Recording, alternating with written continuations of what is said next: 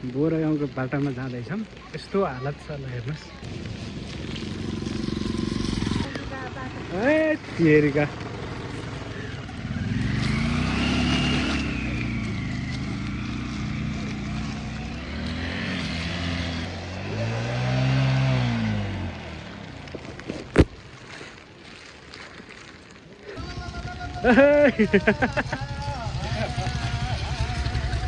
आराम सर यस्तो हालतमा अनि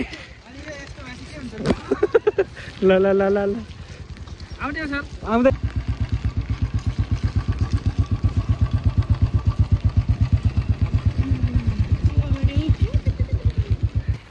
हामी फेरि हाम्रो स्कुटरलाई तलै छोडेर आएको छौँ। यस्तो स्थितिको बाटोमा चाहिँ लिन भन्दा हिँडेर हामीले ठिक हुन्छ भनेर यसरी चाहिँ आएको।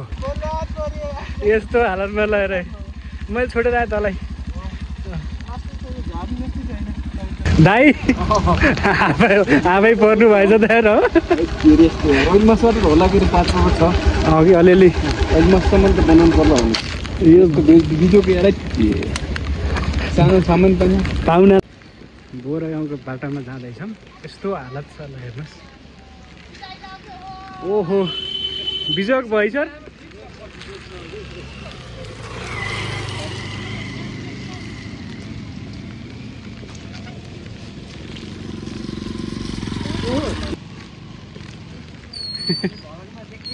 हो क्या तपाईँ मात्र होइन यो बाटो नि देखिया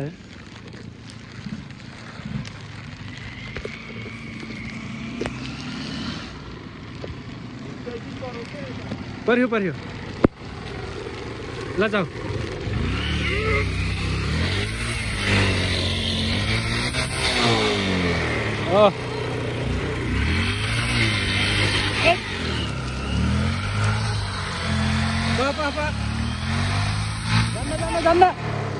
जान्न पा पर्खेको साले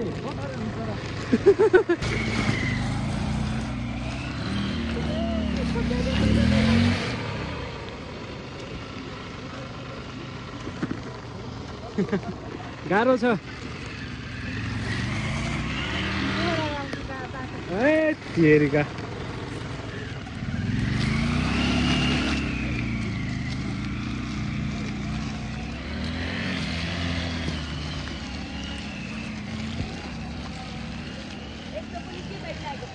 त्यही त एकदम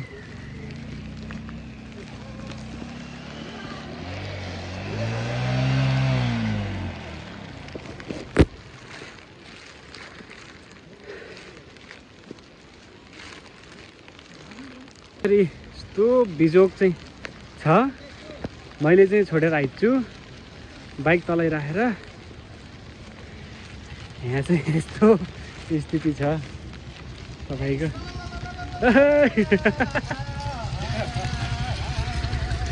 आराम सर यस्तो हालतमा अनि ल ल ल ल ल आउँदैछु मैले वहीँ छोडेर आएँ तँलाई।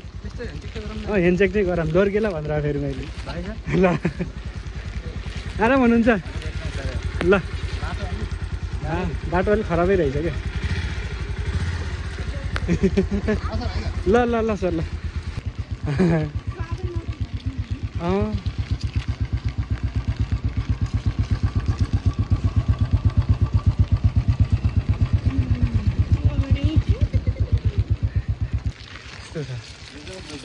त्यही त हामी फेरि हाम्रो स्कुटरलाई तलै छोडेर आएको छौँ। यस्तो स्थितिको बाटोमा चाहिँ लिन भन्दा हिँडेर हामीले ठिक हुन्छ भनेर यसरी चाहिँ आएको।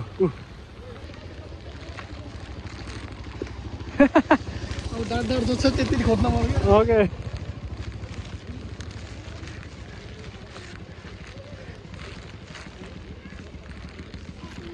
ल ल ल खतम भयो पसिना होला के को मेला हेर्ने मेला देखाउने भयो।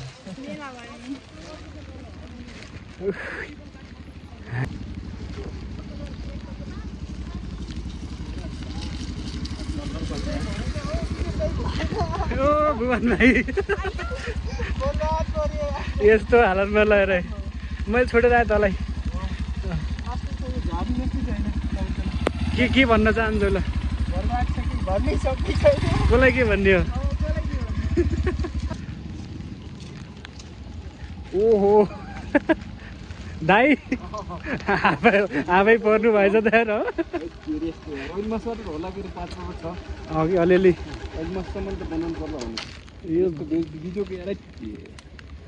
सानो सामान पनि पाहुना ओके ठिक छ सर ठिक छ ल ओके यस्तो रोड कन्डिसन अफ बोरा गाउँ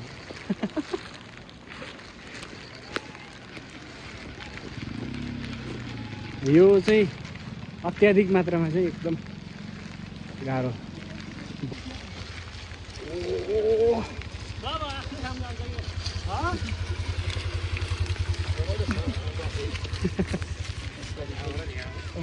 खाने हो र चिसो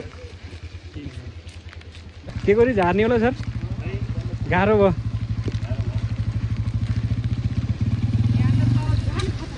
वडा अध्यक्षज्यू पनि उतै झर्दै हुनुहुन्थ्यो